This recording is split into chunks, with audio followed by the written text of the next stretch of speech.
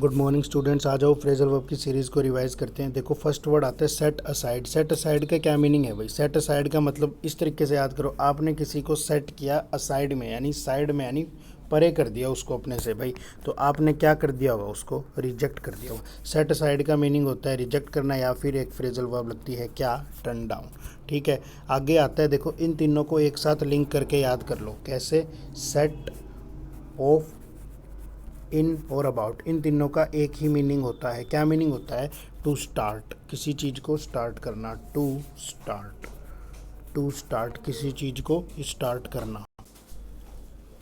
To start किसी चीज़ को start करना। ठीक है, और इसे लिंक कैसे करोगे भाई? रेस वगैरह होती थी उसमें नहीं कहता था क्या, कार रेस होती थी, गेट सेट ऑफ, कि भाई चलो अब स्टार्ट कर दो। तो सेट ऑफ, सेट इन या फिर सेट अबाउट का मीनिंग ही क्या होता है? टू स्टार्ट, किसी चीज़ को क्या करना जी?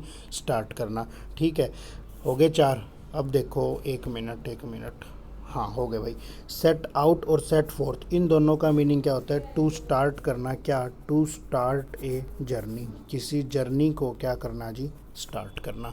ठीक है, सेटअप का मीनिंग कितनी ही बार कहते हैं कि भाई कोई बिजनेस सेटअप करना पड़ेगा। सेटअप का मीनिंग क्या होता है? इस्टेब्लिश करना, स्थापित करना। सिट बैक कहते हैं पीछे बैठ जा, यानी आराम से बैठ जा। किसी को कहते भी हैं, कोई ज़्यादा हमें एडवाइस देते हैं, हम कहते हैं चुप हो जा, पीछे बैठ जा, यानी तू रिलैक्स कर भाई अब, यानी टू रिलैक्स। ठीक है, अब आ जाओ इन चार को और देख लेते हैं एक बारी। वाइंड अप, वाइंड अप का मीनिंग क्या होता है? To bring something to an end, जो चीज़ आपने शुरू की हुई है आप उसे एंड पर ले आते हो, ख़त्म कर देते हो। To bring something to an end. ठीक है, यही मीनिंग था। आगे आया जी वर्क अप या फिर वर्क अप। हाँ, वर्क अप का मीनिंग क्या होता है? देखो वर्क कह रहा है वर्क, मेरा प्लान ना वर्क कर गया, उसका पारा अप हो गया, यानी मैंने किसी को उकसाने की कोशिश की थी, मेरा प्लान अब वर्क कर गया, उसका पारा अप हो गया। टू इंस्टिगेट होता है इसका मीनिंग। ठीक है, वर्क आउट का मतलब होता है, हम कहते हैं बहुत सारी प्रॉब्लम होती है, कोई प्रॉब्लम होती है, हम कहते हैं इस पे ना काम करना पड़ेगा, इस चीज़ के ऊपर थोड़ा सा मुझे काम करना पड़ेगा। तो वर्क आउट का मतलब क्या होता है? To solve a problem. क्या मीनिंग होता है जी? To solve a problem. आगे कहते हैं वर्क अपॉन। देखो वर्क अप क्या था? किसी को उकसाया, अब कहता है वर्क अप, यानी उसको उकसाया, ओन, उसको उकसा दिया, और अब ओन यानी वर्क अपॉन, उसके ऊपर ना अब मेरा इन्फ्लुएंस है। इसका मीनिंग होता है इन्फ्लुएंस होना, किसी का आपके ऊपर प्रभाव होना। ठीक है, क्या मीनिंग होता है जी? इन्फ्लुएंस होना, किसी का प्रभाव होना, इस सेंस में यूज़ हो जाता है।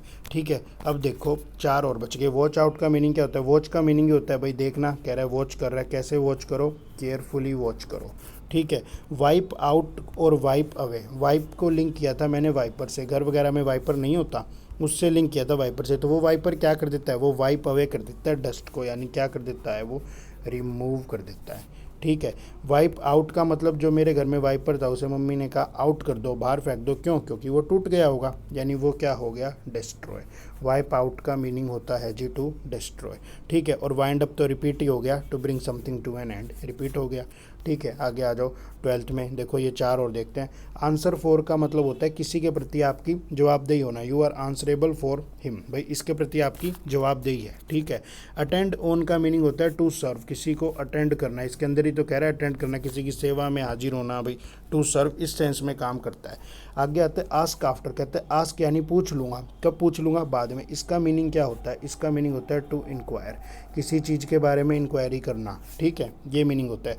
बियर डाउन, बियर की राइम बनाई थी भालू से, और कोई लड़का उसके ऊपर बैठ गया, तो बियर क्या हो गया? डाउन हो गया, यानी उसने उसको क्या कर लिया? हरा दिया, या फिर कंट्रोल में कर लिया।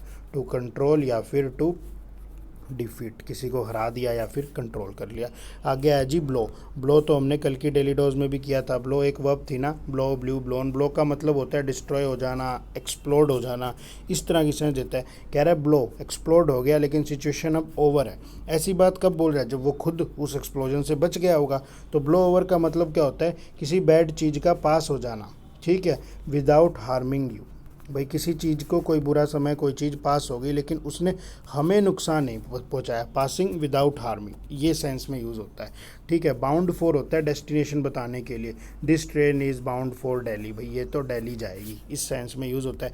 ब्रिंग अबाउट होता है कारण होना, ब्रिंग का मतलब ही होता है लाना। ब्रिंग अबाउट का मतलब होता है to be a cause of something, किसी चीज़ का क्या हो जाना जी? कोज हो जाना। To be a cause of something.